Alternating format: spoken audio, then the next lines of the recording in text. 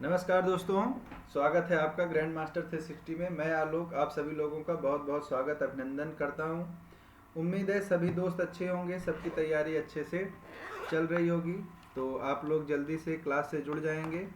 तब तक मैं जो प्री इंस्टॉलमेंट्स हैं अपने वो कर लेता हूं। तो सबसे ज़्यादा इम्पोर्टेंट हो जाता है मेरा ऐनक, क्योंकि लैपटॉप के स्क्रीन की लाइट सीधे आँखों पे पड़ती है, तो ऐनक जो है वो सुरक्षा प्रदान कर देता है उनको। ठीक है, तो उम्मीद करता हूँ सब लोगों की जो पढ़ाई है, तैयारी है, अच्छे से चल रही होगी। और कोई भी बाधा अगर आपके तैयारी में आ रही है तो आप बता सकते हैं, आप कमेंट करके बता सकते हैं, आप डायरेक्टली जुड़ सकते हैं मुझसे। ठीक, तो बहुत सारे जो चीज़ें हैं वो आपको प्रोवाइड कर दी जाएंगी, आप वहाँ पर कनेक्ट कर लेंगे। अगर आपको कोई दिक्कत होती है तो आपको पर्सनल गाइडेंस मेरी तरफ से जो है वो फ्री ऑफ कॉस्ट है, और ये क्लास भी जो है वो फ्री ऑफ कॉस्ट है। तो इसको ज़्यादा से ज़्यादा शेयर करें, आप चैनल को सब्सक्राइब करें। तो चलिए शुरू करते हैं आज की अपनी क्लास को। और क्लास शुरू करने के पहले एक बार फिर से आप लोगों का क्लास में स्वागत है। और हमारी क्लास जो है वो करंट अफेयर की होती है, आप सब लोगों को पता है। तो ये क्या है, हमारा वीकली कंपाइलेशन है। ठीक है, क्या है ये? वीकली कंपाइलेशन है, साप्ताहिक संकलन है। पूरे सप्ताह की जो खबरें हैं 7 तारीख से 14 तारीख तक की, उन सारी खबरों को बारी बारी से कैटेगरी वाइज ध्यान में रखते हुए चलेंगे।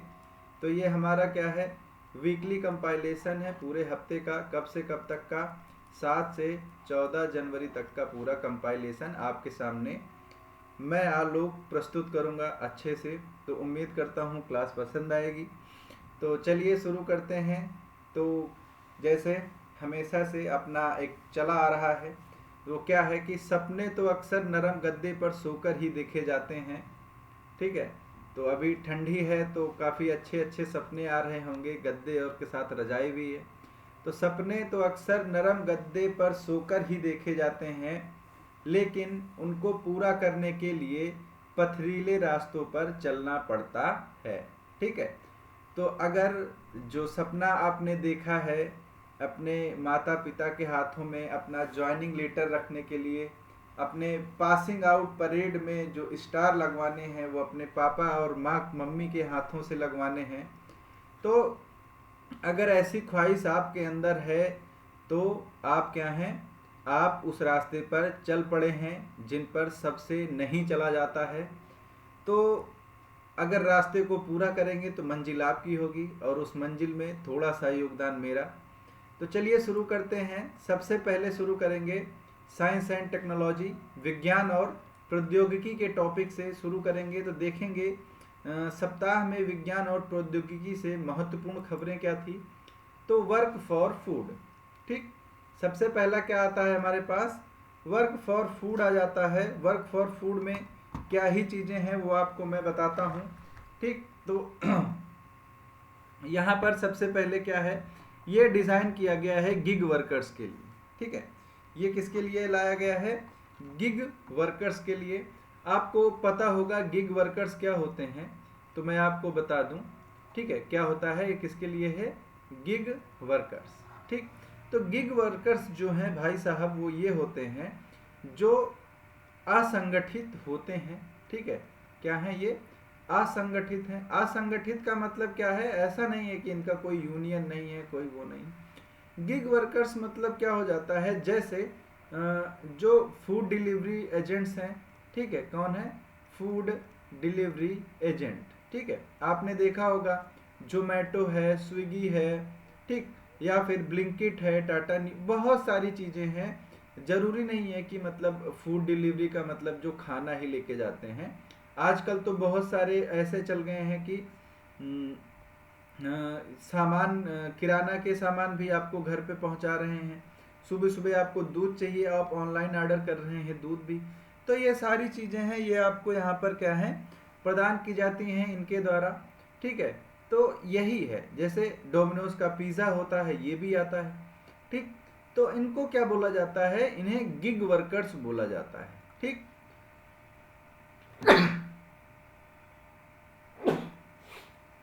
क्लियर। तो ये क्या होते हैं, गिग वर्कर्स होते हैं। तो ये क्या है, वर्क फॉर फूड क्या है?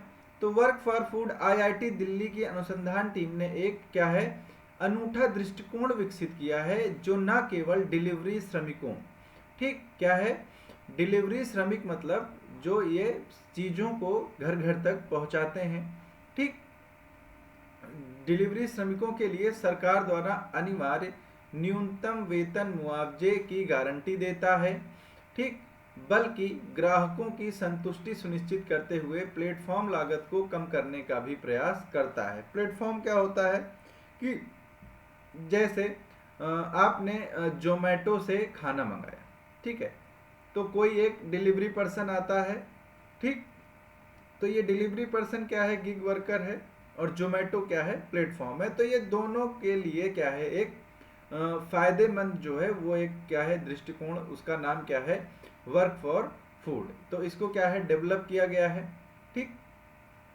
ये किसका यूज करेगा, आर्टिफिशियल इंटेलिजेंस का यूज करेगा, कृत्रिम बुद्धिमत्ता का यूज करेगा, एआई का यूज करेगा। तो ये एआई पर प्रतिष्ठित अंतरराष्ट्रीय संयुक्त सम्मेलन में भी प्रस्तुत किया गया था, ठीक है। तो ये क्या है, ये एक कृत्रिम बुद्धिमत्ता के तहत जो सम्मेलन था उसमें भी प्रस्तुत किया गया है।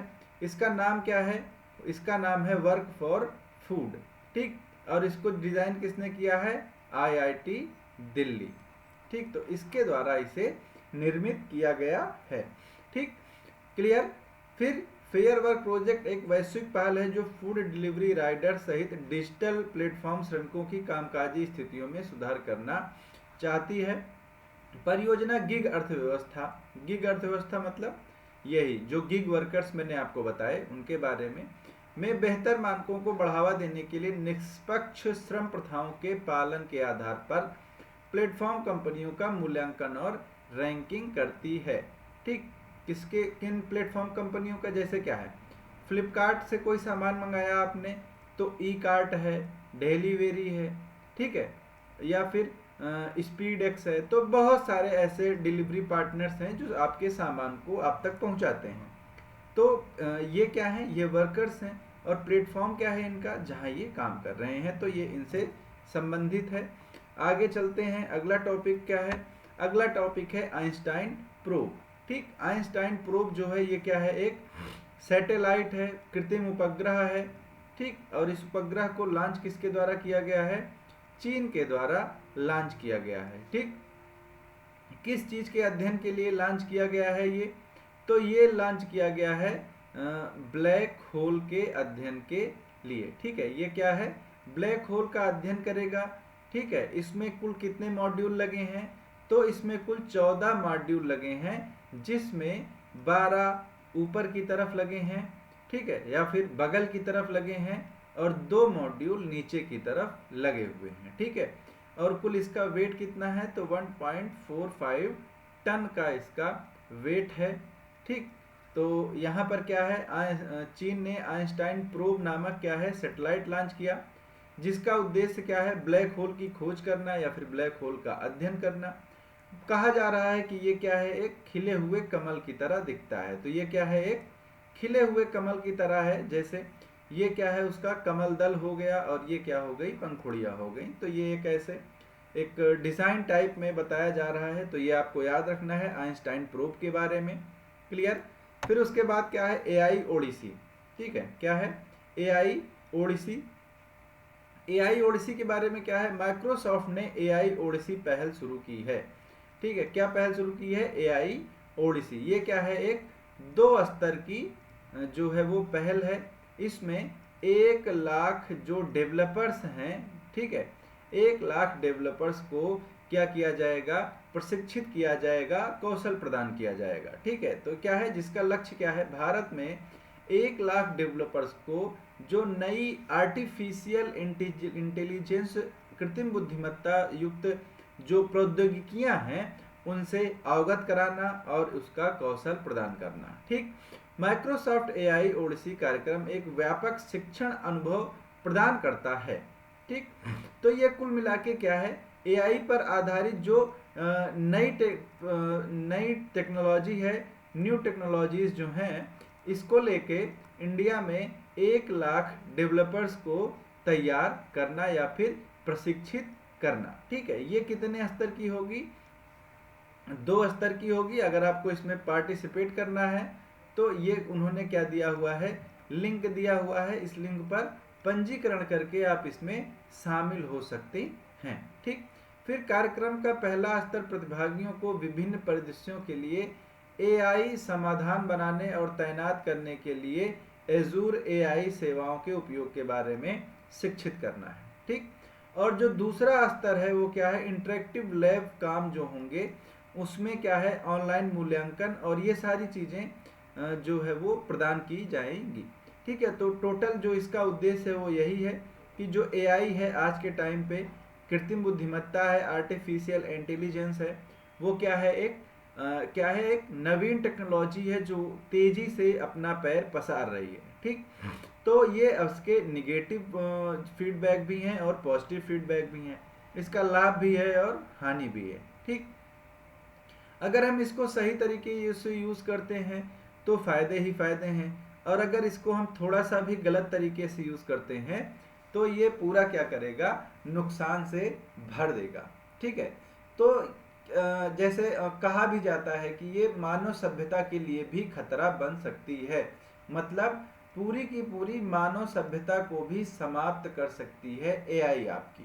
ठीक, तो ये सारी चीज़ें हैं, ये इसमें आपको ध्यान में रखने वाली चीज़ें क्या है, AI ओडिसी है। AI ओडिसी को स्टार्ट किसने किया है, माइक्रोसॉफ्ट ने किया है। क्या है ये, 2 स्तरीय इसमें क्या है, प्रशिक्षण है, जिसका उद्देश्य क्या है, 1 लाख भारतीय डेवलपर्स को रेडी करना, तैयार करना और प्रशिक्षित करना। क्लियर? अब उसके बाद क्या है, MV वासिली गोलोविन जहाज। ठीक है, ये क्या है, एक मिशन जहाज है। ठीक, जिसको 23 दिसंबर 2023 को सुबह 43वीं ISEA यात्रा के लिए केप टाउन से अंटार्कटिका की यात्रा पर भेजा गया। ठीक है, कहाँ से, केप टाउन से अंटार्कटिका की यात्रा पर भेजा गया। ये क्या है, ये मतलब वैज्ञानिकों को लेके कहाँ पर जा रही है, अंटार्कटिका। ठीक है, तो आपको पता है यहाँ पर जो है सिर्फ बर्फ ही बर्फ है, मनुष्य जो है वो नहीं निवास करते हैं। अब इसमें देखा जाए तो 21 जो साइंटिस्ट हैं वो कहाँ के हैं, या फिर 21 जो लोग हैं वो इंडिया से हैं, कहाँ से, भारत से हैं, और जो 2 लोग हैं वो कहाँ से हैं, वो मॉरिशस से हैं। कहाँ से, मॉरिशस से।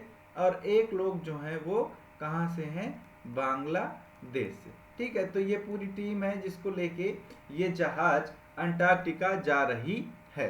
ठीक है, क्लियर?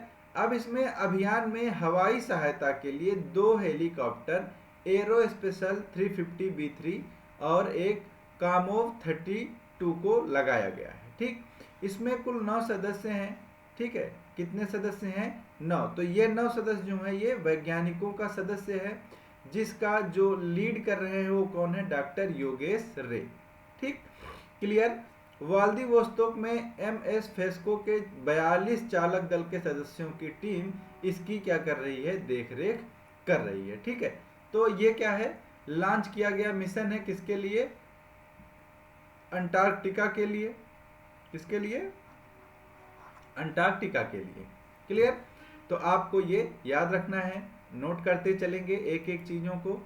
अब इसके बाद क्या आ जाता है आपके पास, अंतरराष्ट्रीय घटनाक्रम, इंटरनेशनल जो न्यूज़ हैं उसके बारे में। तो कौन कौन सी न्यूज़ हैं, तो आपको पता है WHO में मॉड्यूल 2 जो है पारंपरिक चिकित्सा का, पारंपरिक चिकित्सा में क्या क्या आता है, तो इसमें आपका क्या आ जाता है, आयुर्वेद आ जाता है। इसमें आपकी जो यूनानी पद्धति है किसकी, चिकित्सा की, ये आ जाती है। जो सिद्ध पद्धति है या फिर हम इसको सिद्धा भी बोल देते हैं, ये यहाँ पर आ जाता है। ठीक, तो ये सारी जो टेक्नोलॉजीज़ हैं या फिर ये जो टर्म्स हैं, इनसे रिलेटेड जो मेडिकल की चीज़ें हैं वो यहाँ पर जोड़ी जा रही हैं। तो क्या है, WHO ने विश्व स्वास्थ्य संगठन द्वारा ICD-11, ठीक है, पारंपरिक चिकित्सा मॉड्यूल 2 के जारी होने के साथ इसके कार्यान्वयन की जो तैयारी है वो शुरू कर दी है। ठीक, आयुर्वेद, सिद्ध और यूनानी पर आधारित रोगों से संबंधित डेटा और शब्दावली को WHO ICD 11 वर्गीकरण में शामिल किया गया है। ठीक है, तो ये तीनों आपको याद रखना है। आपसे पूछा जा सकता है कि किन कौन कौन सी वो शाखाएं हैं या फिर कौन कौन सी चिकित्सा पद्धति है जिसको शामिल किया गया है, तो वो आयुर्वेद, यूनानी और सिद्ध। ठीक है, फिर उसके बाद इस प्रयास से आयुर्वेद, यूनानी और सिद्ध चिकित्सा में रोगों को परिभाषित करने वाली शब्दावली को एक कोड के रूप में अनुक्रमित किया गया है और इसको WHO के वर्गीकरण श्रृंखला ICD 11 में शामिल किया गया है। ठीक, क्लियर। भारत में जो चिकित्सा मंत्रालय है, आयुष मंत्रालय ने WHO के सहयोग से ICD 11 श्रृंखला के TM2 मॉड्यूल के अंतर्गत इनको क्या है, वर्गीकरण किया है। ठीक, इस वर्गीकरण के लिए पहले विश्व स्वास्थ्य संगठन और आयुष मंत्रालय के बीच एक दानकर्ता समझौते पर भी हस्ताक्षर किए गए थे। ठीक है, तो ये सारी आपके सिर्फ जानकारी के लिए है। जो इम्पोर्टेंट है वो क्या है, इम्पोर्टेंट यही है कि ये 3 पद्धतियां हैं, इनको शामिल किया गया है कहाँ पर, WHO के ICD 11 में मॉड्यूल 2। ठीक है, तो ये आपको यहाँ पर याद रखना है। चलिए आगे चलते हैं, अगले टॉपिक पर चलेंगे। अगला टॉपिक है दक्षिण कोरिया में कुत्ते के मांस पर प्रतिबंध लगा दिया गया।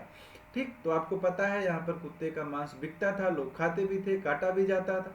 तो दक्षिण कोरिया में कुत्ते के मांस पर प्रतिबंध लगाया जाएगा। दक्षिण कोरिया की संसद नेशनल असेंबली ने मंगलवार को, ठीक है, तो इस वीक के मंगलवार जो 7 से 14 के बीच में था, ठीक, इससे संबंधित विधेयक को 208-0, ठीक है, जैसे मतलब क्या होता है, पक्ष और विपक्ष, यही तो होता है ना, लोकसभा राज्यसभा में आपने भी वोटिंग देखी होगी। तो पक्ष में 208 वोट थे और विपक्ष में 0 वोट थे। ठीक है, तो ये क्या है, मतलब एक तरह से इसको हम क्या बोलते हैं, पूर्ण बहुमत से। तो संबंधित विधेयक जो था उसको पूर्ण बहुमत से पास कर दिया। राष्ट्रपति यहाँ के क्या हैं, यून सुक येओल। ठीक है, इन्होंने इस पे अब ये क्या करेंगे, जब हस्ताक्षर हो जाएगा इनका तो ये एक कानून बन जाएगा। और कानून बनने के बाद अगर आप मांस के व्यापार के लिए, उसको बेचने के लिए या फिर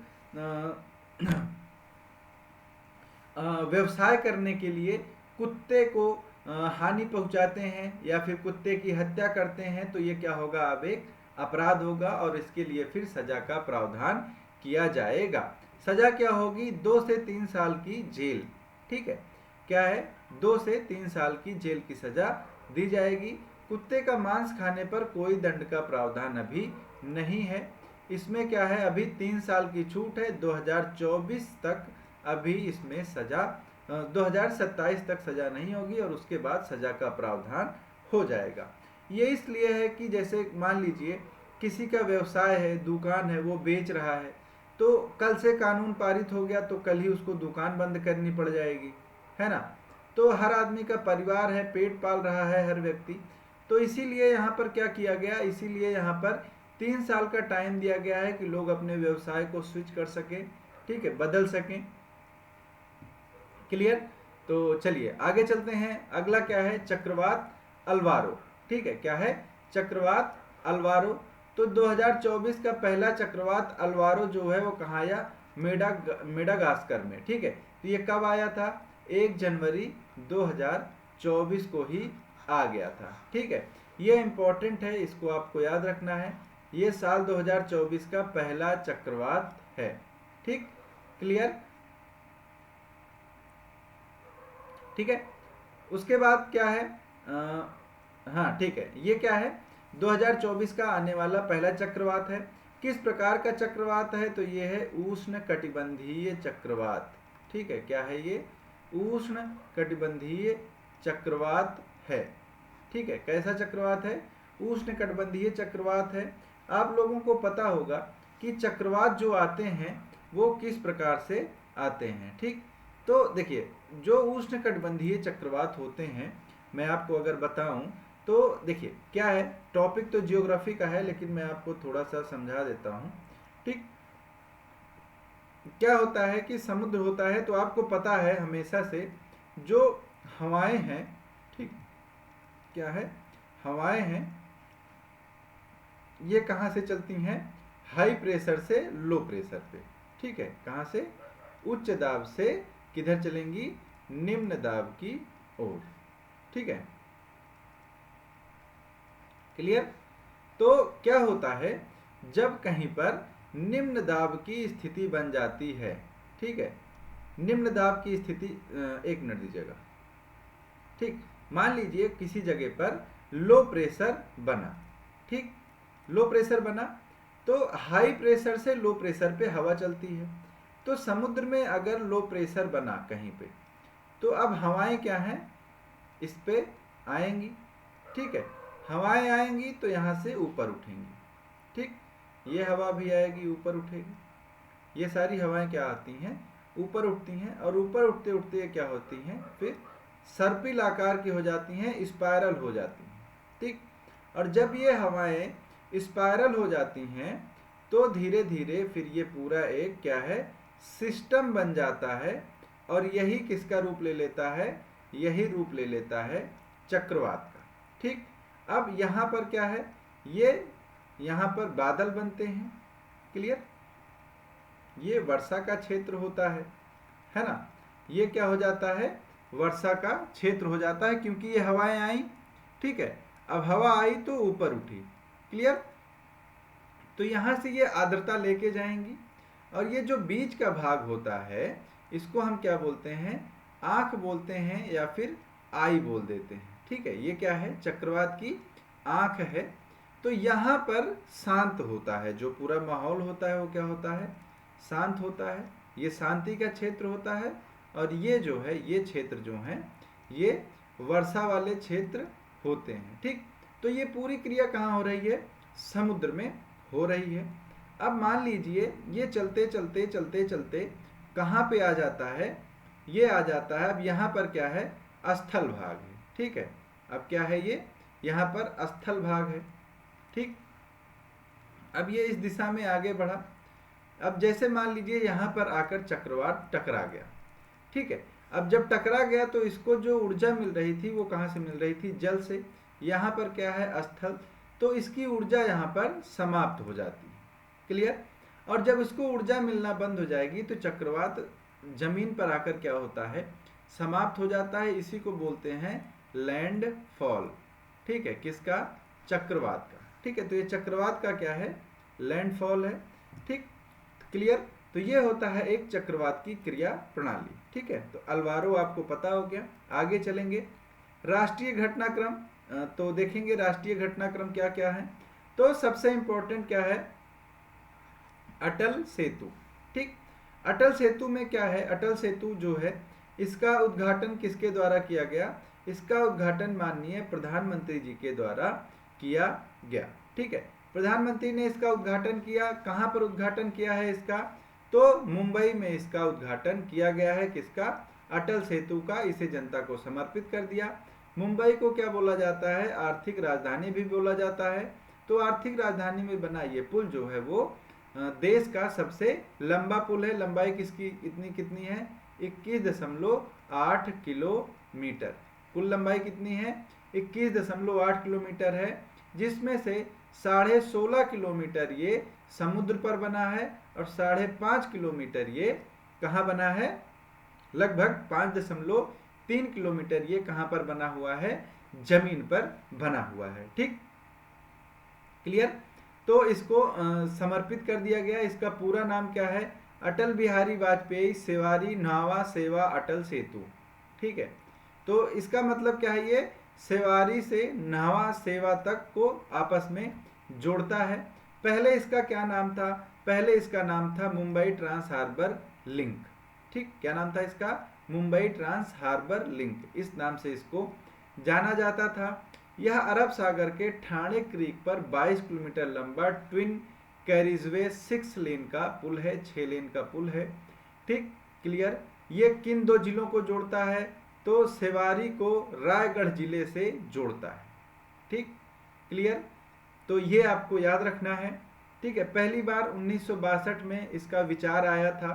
ठीक, कहाँ? मुंबई मेट्रोपॉलिटन क्षेत्र के लिए सड़क प्रणाली योजना के नाम से इसका जो है वो विचार आया था 1962 में। फिर 34 साल बाद 1994 में इस पे जो है वो सही काम शुरू हुआ। 2006 में निविदा बुलाई गई, मतलब बोली लगाई गई, कौन सी कंपनी मतलब इस प्रोजेक्ट पर बोली लगा के काम करना चाहती है।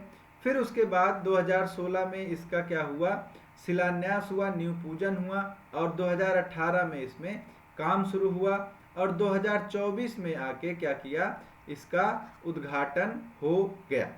क्लियर सभी लोगों को? ठीक है, तो यहाँ पर ये क्या है, 21.8 किलोमीटर लंबा है, ये मैंने आपको बता दिया है, और 5.3 किलोमीटर जमीन पर है। क्लियर? जो देश का सबसे लंबा समुद्री पुल है, और देश की सबसे लंबी जो टनल है वो कौन सी है, वो भी है कौन सी, अटल टनल। ठीक है, तो दोनों क्या है, अटल जी के नाम पर है। ठीक, फायदा इससे क्या होने वाला है, तो मुंबई से नवी मुंबई के बीच में जो 2 घंटे का टाइम लगता था, अब वो 15 से 20 मिनट का हो जाएगा। प्रत्येक व्यक्ति जो ये रात यात्रा करता था, अपनी हर यात्रा में अब ये कम से कम 500 का ईंधन जो है वो बचाएगा। यहाँ पर मोटर बाइक, रिक्शा, ट्रैक्टर, इन सबको इस पर अनुमति नहीं है, और जो स्पीड लिमिट है वो 100 है, और चढ़ने और उतरने के टाइम 40 की स्पीड लिमिट आपको रखनी है, नहीं तो आप चालान के भागीदार हो सकते हैं। और आपको पता है आज के टाइम पे चालान सिर्फ फोटो खींच के हो जाता है। ठीक है, उसके बाद आता है अभिज्ञान।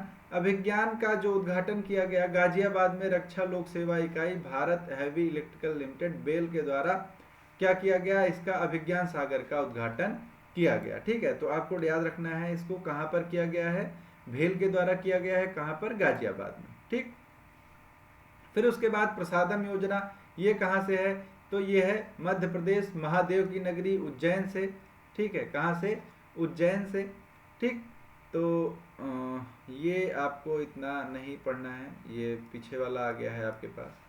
ठीक, तो महाकाल के दर्शन पूजन के लिए जो श्रद्धालु आते हैं उनके लिए पहले हेल्दी और हाइजीनिक फूड स्ट्रीट प्रसादम की शुरुआत की गई है। ठीक है, तो ये क्या है, प्रसादम जो फूड स्ट्रीट है उसकी शुरुआत की गई है। फूड स्ट्रीट आप लोग जानते होंगे, यहाँ पर बहुत सारी दुकानें होती हैं और वहाँ पर अलग अलग तरह के व्यंजन आपको खाने को मिल सकते हैं। ठीक है, तो क्या है, ये हेल्दी और हाइजेनिक है। ठीक है,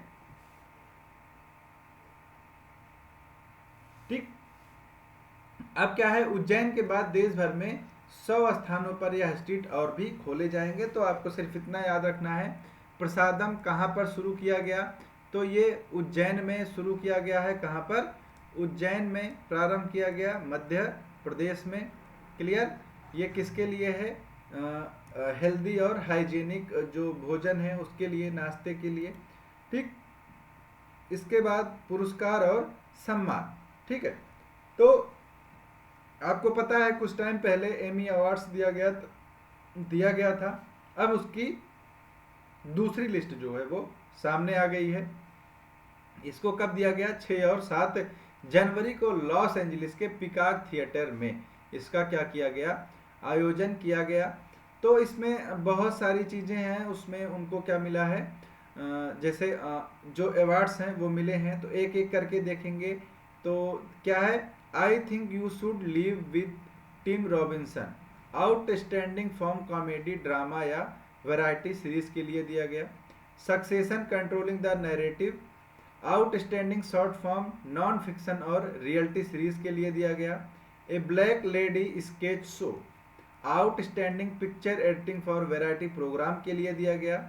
Liz Patrick, Saturday night live, outstanding directing for a variety series के लिए दिया गया।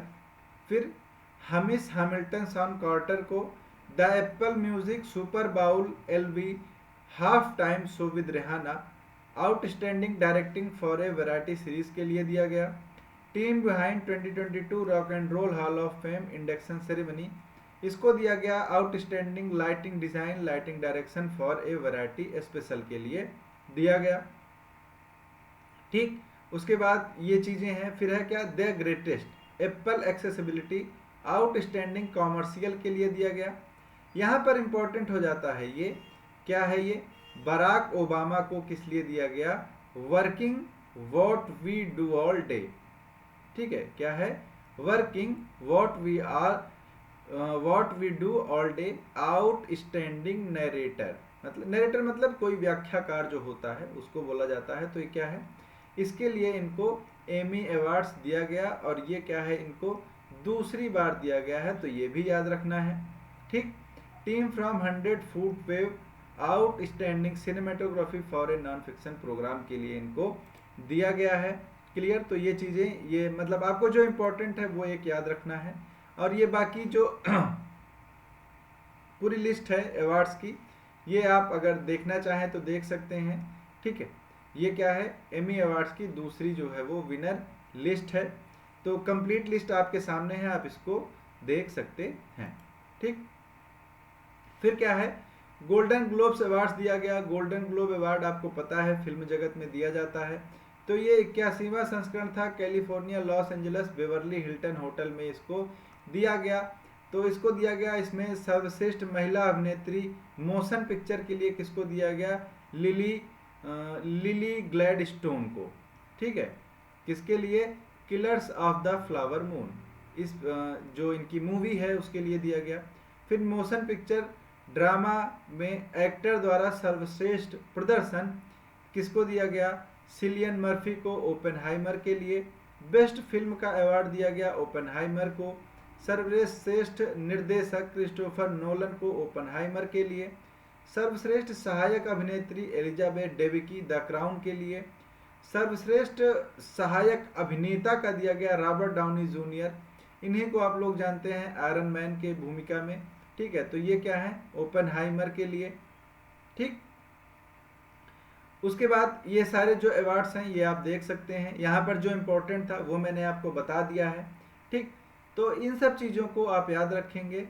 एक और है important, cinematic of the box office achievement award. ठीक है, ये किसको दिया गया है, ये बारबी फिल्म को दिया गया है। ठीक, तो ये सारी चीज़ें आपको याद रखना है। ड्रामा में सर्वश्रेष्ठ अभिनेता सिलियन मर्फी ओपेनहाइमर। ठीक है, तो ये क्या है, ये अवार्ड्स हैं, इनको याद रखना है। कॉमेडी में सर्वश्रेष्ठ अभिनेत्री एमा स्टोन, किस मूवी के लिए, पुअर थिंग्स के लिए। ठीक, तो ये सारी चीज़ें हैं, इन सब चीज़ों को आपको याद रखना है। ओपेनहाइमर से रिलेटेड चीज़ें आप जरूर याद रखेंगे, इंपॉर्टेंट है, पेपर में पूछी जा सकती हैं। आगे बढ़ेंगे, अगले टॉपिक पर चलेंगे। अगला टॉपिक क्या है, ब्रिटिश कंसल्टेंसी स्काई ट्रैक्स। ये क्या है, एक थिंक टैंक है या फिर एक एजेंसी है जो क्या करती है, विश्व के जो सर्वश्रेष्ठ एयरपोर्ट्स हैं उनकी सूची जारी करती है, उनकी लिस्ट जारी करती है। तो इस सूची के बारे में पढ़ेंगे। इसमें क्या है, इसमें इस बार जो चांगी एयरपोर्ट है, कहाँ का, चांगी एयरपोर्ट कहाँ का है, सिंगापुर का है।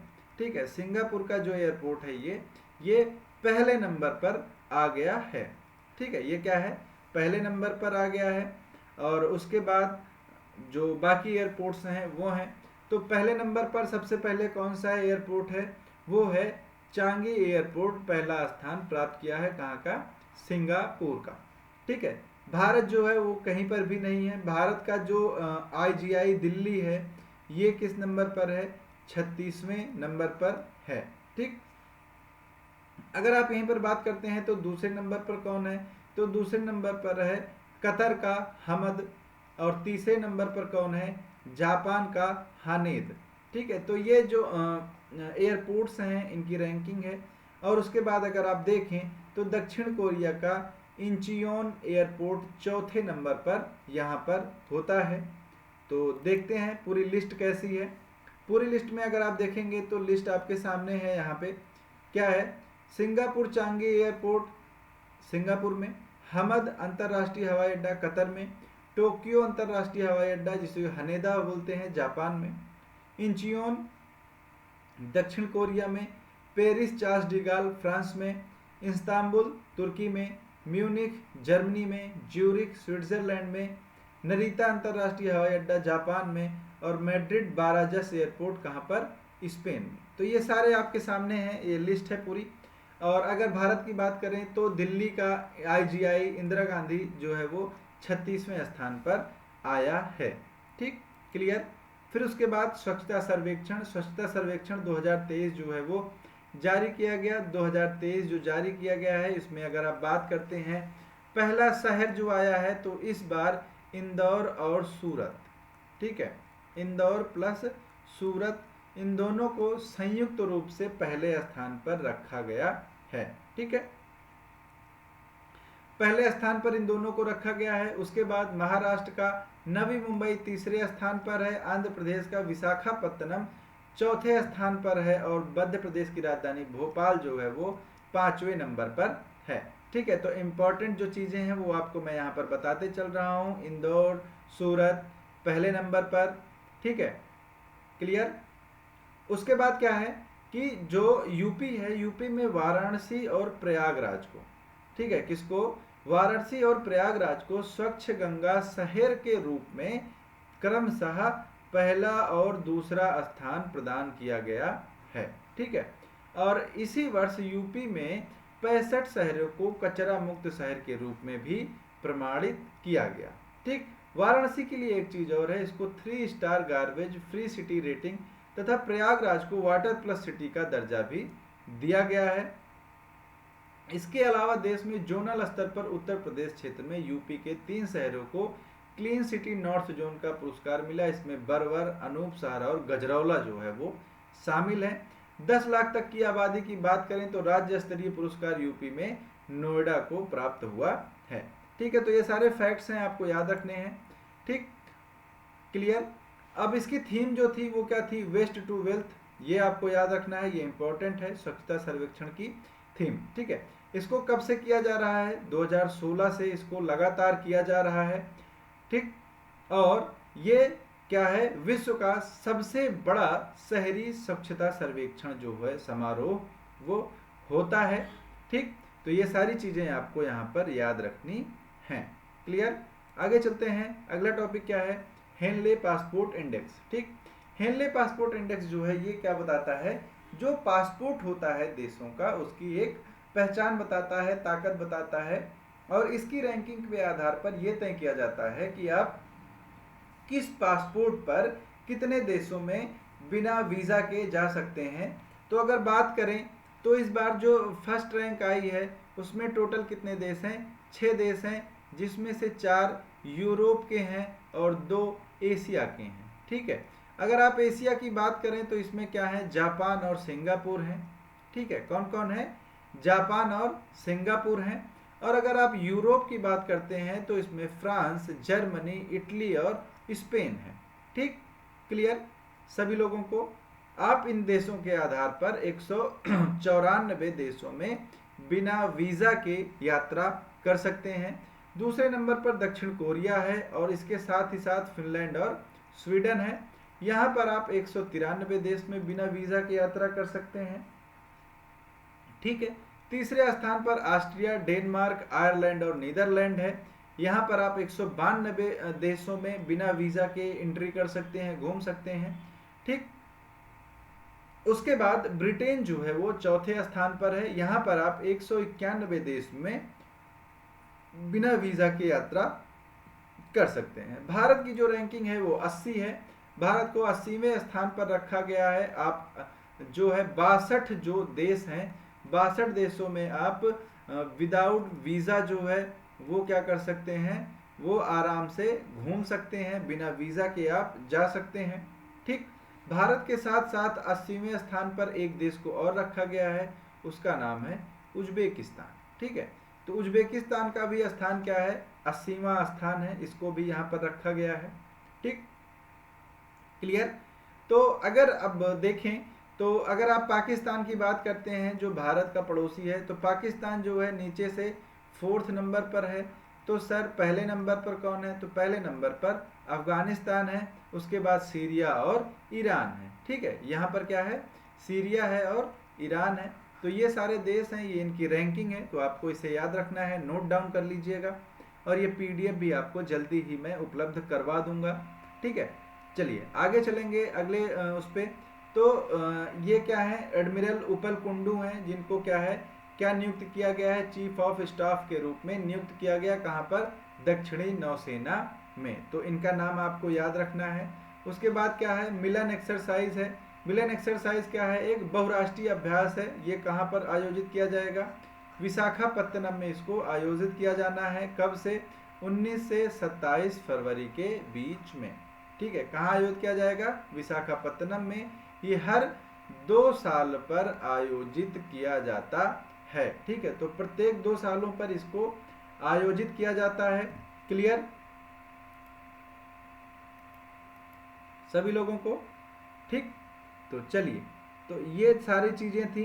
अब इसके बाद हम आएंगे जो इम्पोर्टेंट थोड़ा क्वेश्चंस हैं इस वीक के, उन पर, और ये क्वेश्चंस आपके सामने हैं। ठीक है, तो भारत का पहला डार्क स्काई पार्क किस टाइगर रिजर्व को मिला है? ठीक है, आपके पास ऑप्शन है Kaziranga tiger reserve, Pench tiger reserve, Namdapha tiger reserve और कमलांग टाइगर रिजर्व। ठीक है, तो मैंने आपको बताया था कि जो पेंच टाइगर रिजर्व है, ठीक है, पेंच टाइगर रिजर्व को क्या है? डार्क स्काई पार्क के रूप में जो है डार्क स्काई पार्क के रूप में खिताब मिला है। ठीक, डार्क स्काई पार्क का मतलब कि एक रात में एक नेचुरल लाइट जो है उसकी बात की जाती है। अगर इसके बारे में बात करें तो ये महाराष्ट्र में स्थित है। भारत का पहला और एशिया का 5वां डार्क स्काई पार्क ये होगा, टाइगर रिजर्व होगा।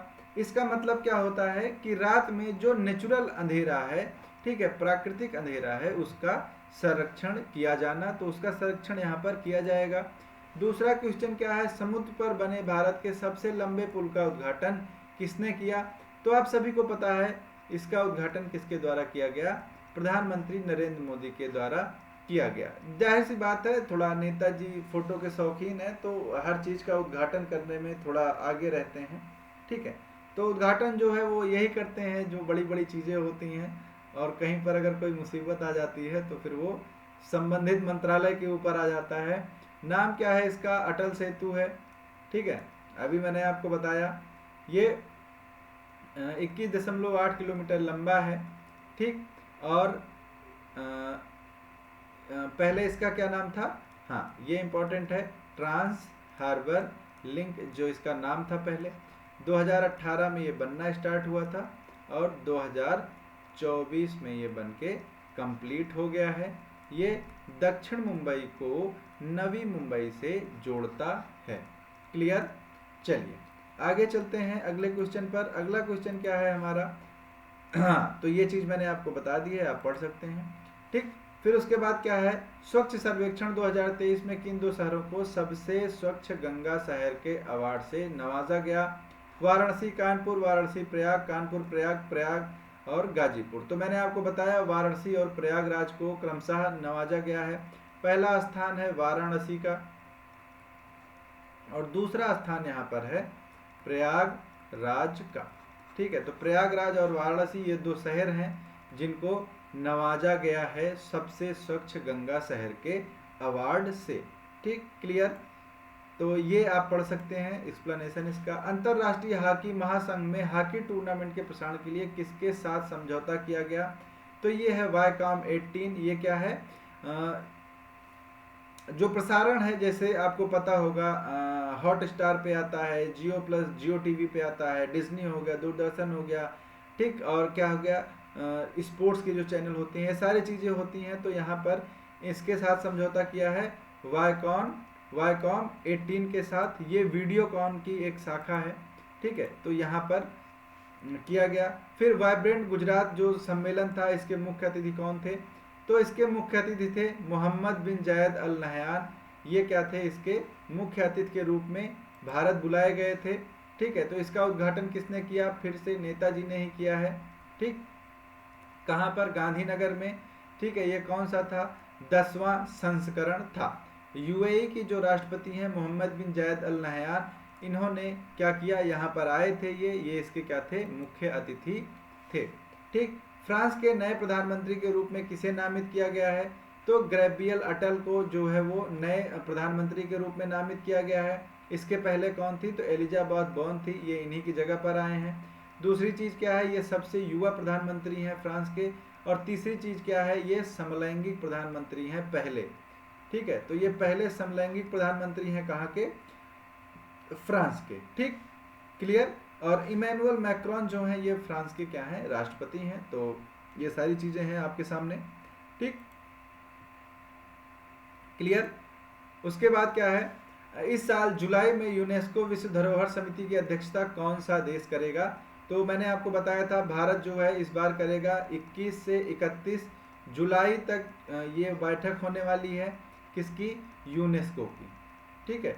तो ये जो बैठक होगी इसकी अध्यक्षता कौन करेगा, भारत करेगा, ठीक है, क्लियर है। तो ये सारी चीज़ें थी जो आपके सामने थी, ठीक। कौन सा संस्करण है ये, 46वां संस्करण होगा जो नई दिल्ली में आयोजित किया जाएगा, और इसका जो निर्णय है वो 19वें सत्र में ही लिया गया था, ठीक। तो ये सारी चीज़ें थी आज के करंट अफेयर से संबंधित आपके सामने।